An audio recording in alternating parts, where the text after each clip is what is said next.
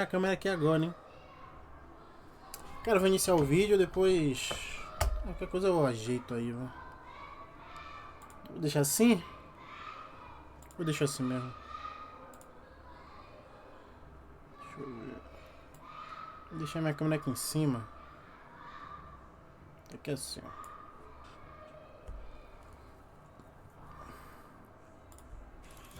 Play, né? Vou ver essa comparação aí. Nossa, o vídeo é em inglês ainda, cara. Nem tinha reparado que o vídeo era em inglês. And see how it compares both visually and from a gameplay perspective to the original release of the game from 2002. For this analysis, both games are being played on the PC with their settings pushed up as high as possible at a native 4K resolution.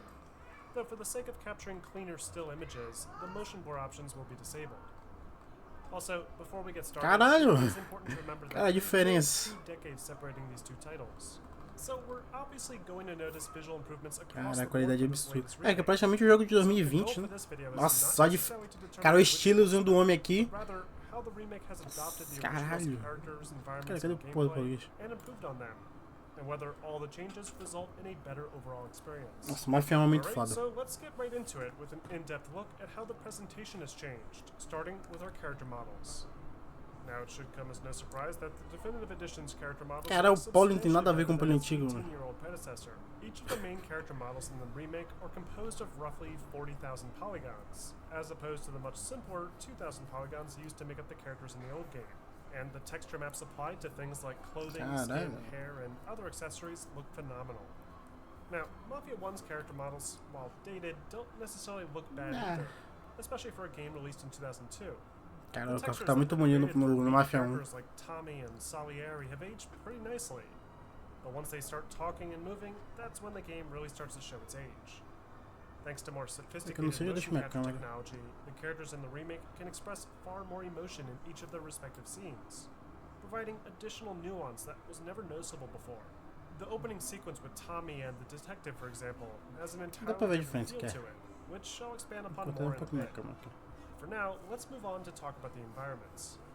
The environments have received a gigantic overhaul for this remake. Everything has been built from scratch, with brand new streets and alleyways that aid in creating a far more convincing Lost Heaven cityscape.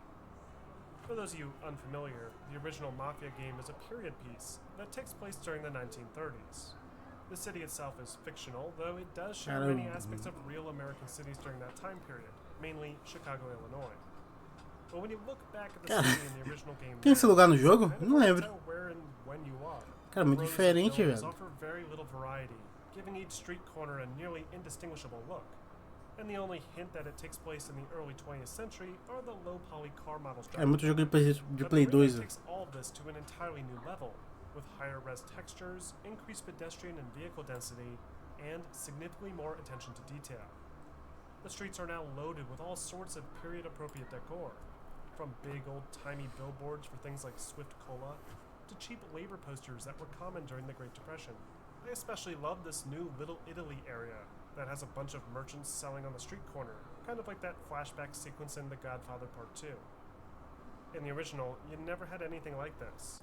The streets were mostly barren, with only the occasional eu lembro desse, mais ou menos. Lembro desse lugar. Considering how pointless it is to walk around and Por que vocês não vão embaixo 100 aqui? understandable sacrifice the original developers made, but I greatly appreciate É a vida, them será? doing their best here to really bring the city to life. When looking at interior spaces, we can see a similar huge uptick in quality, with fully rendered spaces and dynamic objects that can be destroyed during shootouts. There's even a few details that have been retained as a sort of homage to the original, like this horse painting hanging up in the conference room. But what really brings this new depiction of Lost Heaven to life is the redesign of the lighting. The lighting has seen a significant evolution throughout the course of the series' history, going from the plain, lifeless, and static appearance in the first game to advanced techniques used now. These techniques include things like global illumination, some subtle bloom and god rays, odiei essa parte do carro, cara. space reflections and specular lighting to help bring out the new puddles after a heavy downpour. I especially like the inclusion of new volumetric effects that have been used to completely transform the appearance of key scenes, including this one, where the truck's headlights now reflect off of the low-hanging fog. The shadows are similarly improved, with much more accurate character and object projections, along with entire streets cast in darkness depending on the position of the sun. There are a few instances where the lighting and shadows can be a bit much, sometimes washing out the scene with excessive bloom, but this only accounts for a small percentage of the experience, and it's hardly noticeable. Next up, we have effects. There's so much that can be said here when talking about the effects, from the improved fire simulation, water surfaces, and explosions, to the enhanced rain that, when coupled with the specular lighting effects, help to drastically change the feel of some of the most epic moments. But I think one of the most important effects worth showcasing here are the physics. The original game released right before the time physics started to become really popular in gaming. So things like ragdoll bodies, dynamic props, and destruction are either really simplistic or just not incorporated at all. But with the remake, you get a lot more dynamic props to smash through, along with much more realistic death animations for enemies. Combine the visceral bleed-out animations with some pretty decent ragdoll physics. You'll even notice some enhanced cloth simulation throughout the game, especially with the character's clothing, that seems to realistically fold and bend depending on the player's movement.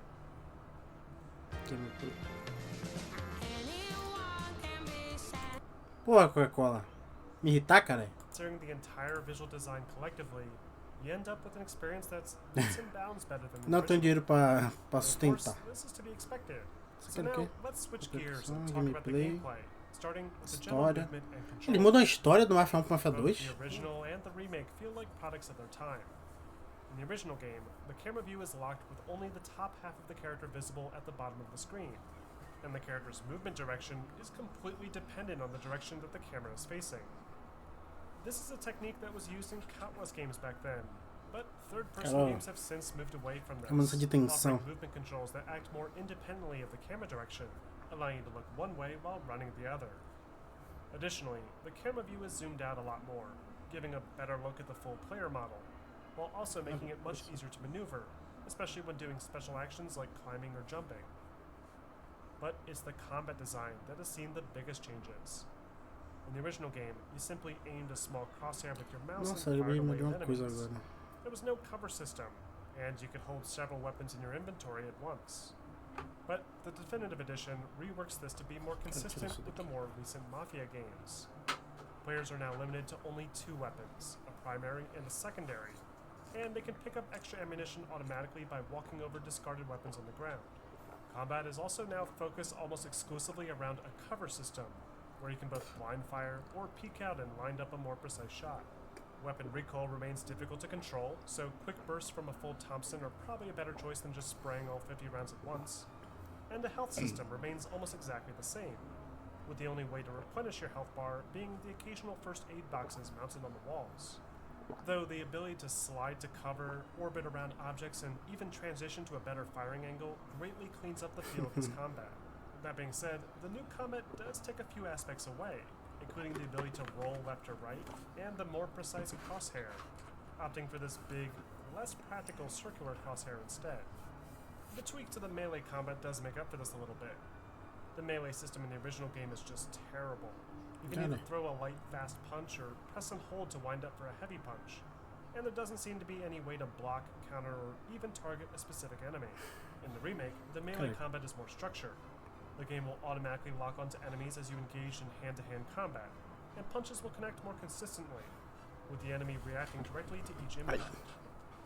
Instead of heavy punches, a new takedown option will appear once the enemy is weak enough, allowing you to knock them out for good. And there's also a new counter mechanic that allows you to dodge an enemy's attack and strike back.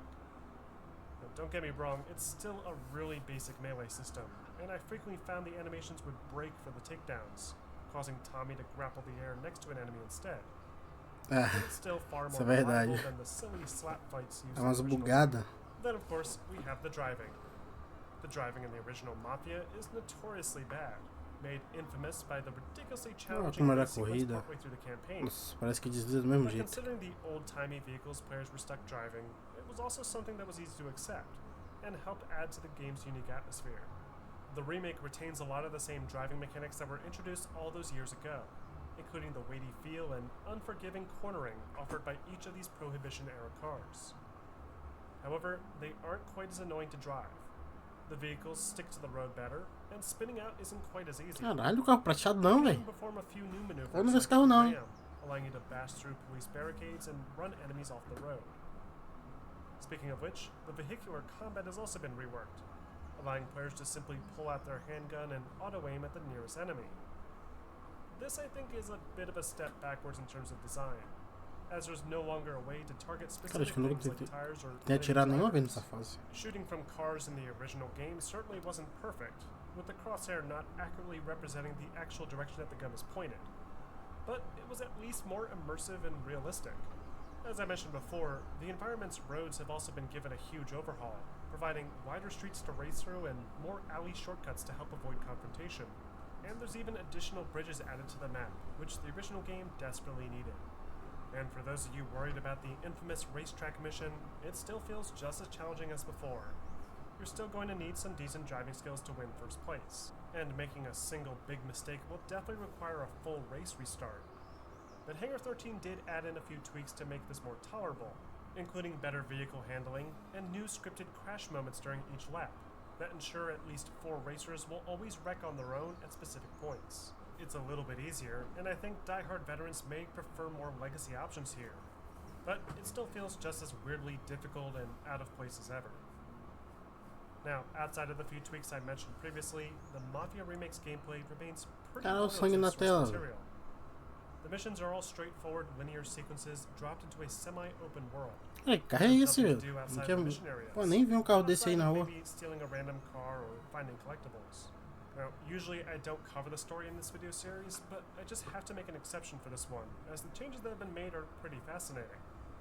Every single line of dialogue has been re-recorded for this remake, with a completely brand new cast lending their voices to the characters, along with new motion capture to give each scene a far more polished and cinematic feel.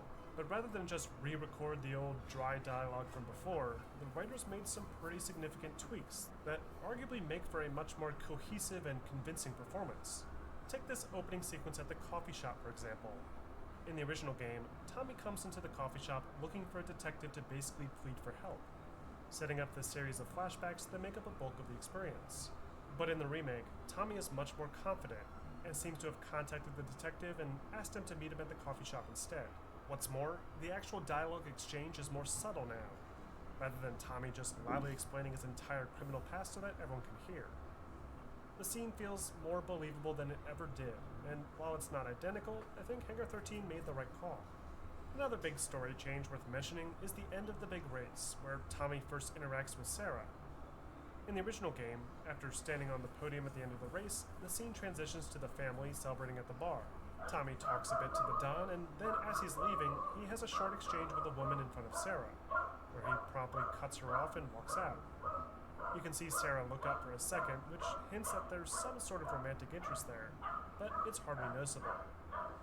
This has been totally reworked in the remake. Instead of celebrating at the bar, the family instead hangs out in the recreation area around the racetrack. The dialogue is somewhat the same here, but is delivered very differently. As the Don's congratulating Tommy, for example, the camera now shows Será in the distance, giving a clear indication of that romantic subplot. And when Tommy approaches her afterwards, it's Será that delivers the line that the other woman spoke before, only with a bit of a sarcastic edge to it.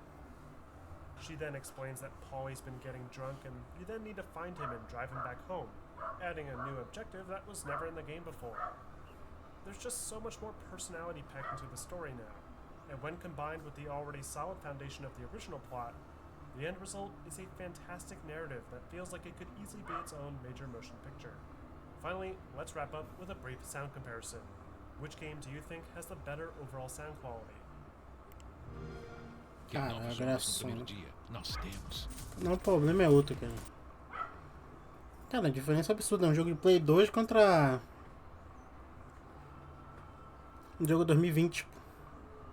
Mas não tava ligado outro anúncio.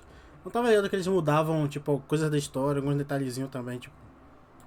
Por exemplo, foi um interesse romântico aqui, né? Mudou um pouco.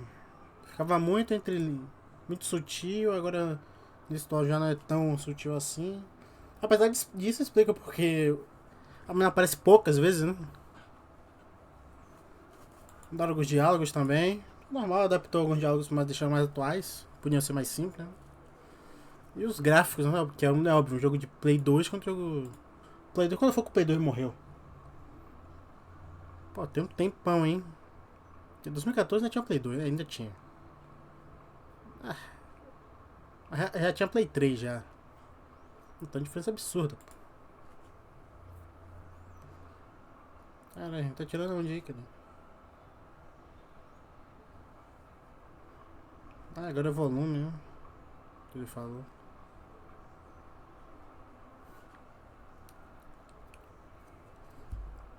Pô, eu nem sabia que era um remake.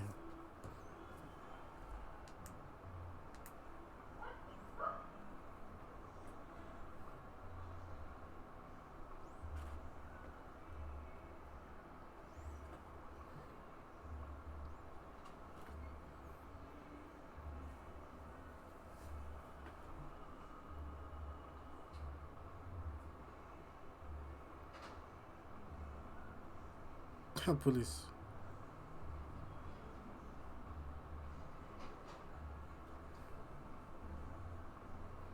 Caralho. Já começa com o carro fudido.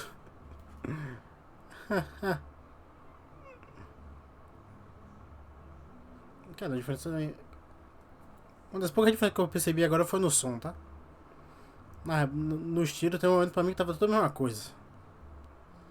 Aqui na corrida eu percebi uma diferença considerável.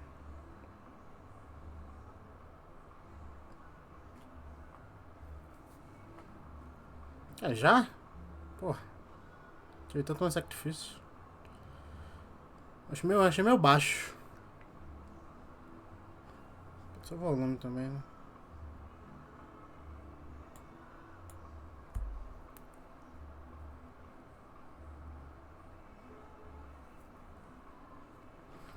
Caralho, agora eu percebi que tá deixando sem som, não bota som de volta, Mafia cara. Definitive Edition is an absolutely fantastic remake of the original 2002 fan favorite. The visuals look incredible, the gameplay has been modernized without stripping away the original's charm, and the story has been significantly expanded upon, fleshing out all the major characters and providing players with a more memorable experience as a result. And I'd love to see Hangar 13 put as much love and detail into a completely brand new Mafia experience moving forward. But what do you guys think? Are you impressed with Mafia Definitive Edition, or do you still prefer the original classic? Ver, né? Let me know in the comment section. Vai lançar And don't ano forget que to vem, vai like lançar and outro, subscribe né? for more videos posted every week. Tá aí, né? Cara, eu não tava ligado que eles mudavam até algumas coisas na história do jogo. Uns detalhezinhos, né? Que era de um jeito. Aí eles mudam um detalhezinho da história. Blá blá blá. Um interesse romântico. Mudou alguns diálogos. Não tava ligado nisso não.